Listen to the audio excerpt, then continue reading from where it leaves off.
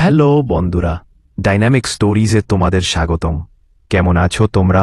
আশা করি সবাই ভালো আছো। আজ আমি চলে এসেছি আরেকটা নতুন গল্প নিয়ে। এই বল তাহলে শুরু করি আজকের গল্পটা। সিরাজ সাহেবের বাড়িতে চুরি হয়েছিল 18 দিন আগে। অনেক চেষ্টা করেও পুলিশ চোর ধরতে পারেনি।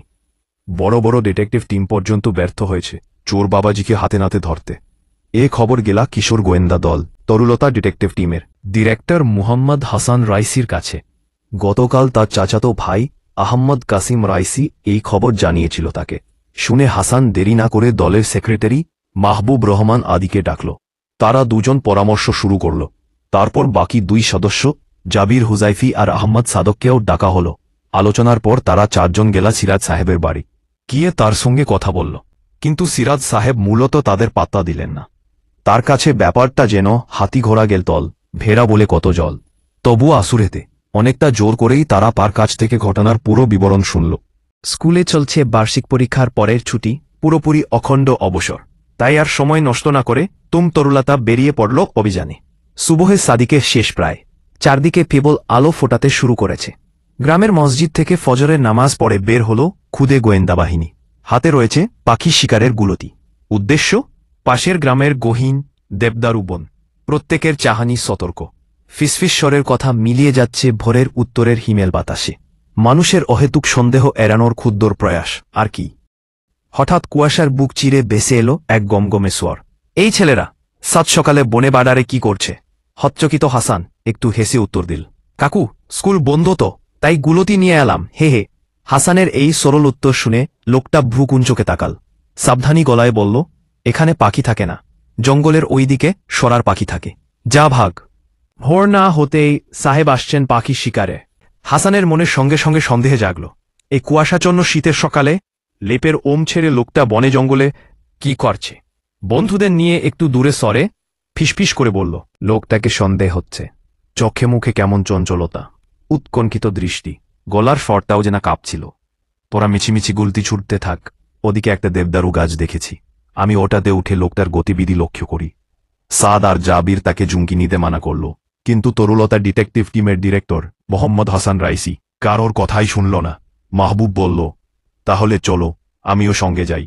কিন্তু হাসান তাকে নিরস্ত করল। দুইজন গেলে লোকজন দেখে ফেলতে পারে। তারপর আরও কিছু প্রয়োজনীয় নির্দেশনা দিয়ে আল্লাহর নাম নিয়ে কুয়াশার আড়ালে মিলিয়ে গেল হাসান। সতর্ক পায়ে এগুচ্ছে, পায়ের নিচের শুকনো পাতা মচমচ আর মর্মর শব্দ করে। হঠাৎ লোকটি পিছু ফিরল। ত্বরিত গতিতে গাছের আড়ালে নিজেকে লুকিয়ে ফেলল হাসান। লোকটার নজর এড়িয়ে তরতর করে উঠে পড়ল ঝোপালো দেবদারু গাছে। লোকটা রীতিউতি চাহানি হাসানের সন্দেহ আরও বাড়িয়ে দিচ্ছে। কেটে গেল কিছু মুহূর্ত। হঠাৎ কানে এলো শুকনো পাতার মর্মর আওয়াজ, কেউ একজন এসেছে। তুমুল উত্তেজনায় শ্বাস আটকে অপেক্ষা করতে থাকল হাসান। কি ঘটে দেখার জন্য। কিছুক্ষণ পর দৃশ্যমান হল জনা পাঁচেক লোক, হাতে বড়সড় একটা বস্তা, মুখ ঢাকা রুমালে। ওস্তাদ, সিরাজ বেচারার বাড়ির সোনাদানা বেচা টাকা 2 লাখ হয়েছে। কুঞ্চি কামাল ব্যাপারীর 2টো হালের বলদ বেচতে গঞ্জে গেছে। সামনের সোমবার রাইতে আবার আসবনে। আরও কিছু সময়ের শ্বাসরুদ্ধকর অপেক্ষা। লোকজন নিরাপদ দূরত্বে সরে গেছে। বুঝতেই দ্রুত নেমে এলো হাসান, ছুটে গেল বন্ধুদের কাছে। আল্লাহর ইচ্ছায় প্রথমবারে মিলে গেল কেস। সোমবার রাত ঠিক 1টা, কামাল ব্যাপারীর বাড়ি। ঘুটঘুটে অন্ধকারে মিশে আছে 4 কিশোর গোয়েন্দা। পূর্ব পরিকল্পনা মতো এশার নামাজ পড়েই বাড়ি থেকে চুপি চুপি বেরিয়ে পড়েছে তারা। প্রত্যেকের হাতে ক্রিকেট ব্যাট। অমাবস্যার রাত, চারদিকে ঝিনঝিন পোকার শব্দ আর মশার গুনগুনে রাত এনে থমকে আছে। কারো সাবধানী পধ্বনি কানে এলো। সতর্ক হয়ে উঠল কিশোর গোয়েন্দারা। অন্ধকারেই চোখে চোখে ইশারায় আলোচনা হল। তখন স্বাগতগুলো এসে পৌঁছায়নি। বিড়ালের মতো নিঃশব্দ পদক্ষেপে সহসা লোকটির পেছনে গামছা দিয়ে চেপে ধরল হাসান। লোকটা কিছু বোঝার আগে মাহবুব, জাবির আর সাদ ঝাঁপিয়ে পড়ল তড়িৎ বেগে। বেশ কিছুক্ষণ ধস্তাধস্তির পর তারা লোকটিকে একটি গাছে বেঁধে ফেলতে সক্ষম হল। ইতিমধ্যে চিৎকার চেঁচামেচিতে পড়শিরা জেগে উঠল।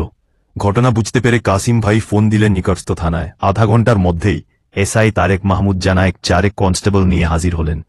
লোকটির সাগদরা এসে পরিস্থিতি দেখে পালানোর চেষ্টা করলে তারাও ধরা পড়ল। এসআই সাহেব কিশোরদের সাহস আর দূরদর্শিতা দেখে মুগ্ধ হলেন। এলাকাবাসীও তাই। পরদিন সকালে দৈনিক পত্রিকায় বড় হরফে প্রথম পাতায় প্রকাশিত হল, ক্ষুদ্রে গোয়েন্দা দল তরুলতার দুঃসাহসিক অভিযান শেষ, কুখ্যাত চোর মজনু বিড়াল তার দলসহ গ্রেফতার। শ্রীঘরে কিছু উত্তম মাধ্যম দেওয়ার পর মজনু বিড়াল লুকিয়ে রাখা অর্থের স্বীকারোক্তি দিল। চুরি হওয়া সব সম্পদ না পেলেও সিরাজ সাহেবকে 2 লাখ টাকা হস্তান্তর করা হল। তরুলতা ডিটেকটিভ টিমের সহায়তায় পুরস্কার হিসেবে 10,000 টাকা সম্মানী দেওয়া হল, যদিও তারা তা নিতে অস্বীকার করেছিল।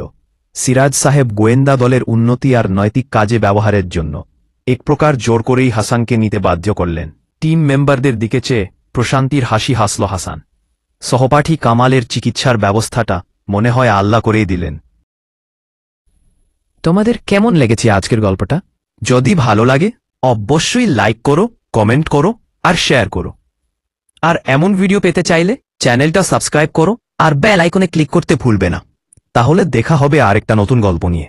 ততক্ষণ পর্যন্ত ভালো থেকো।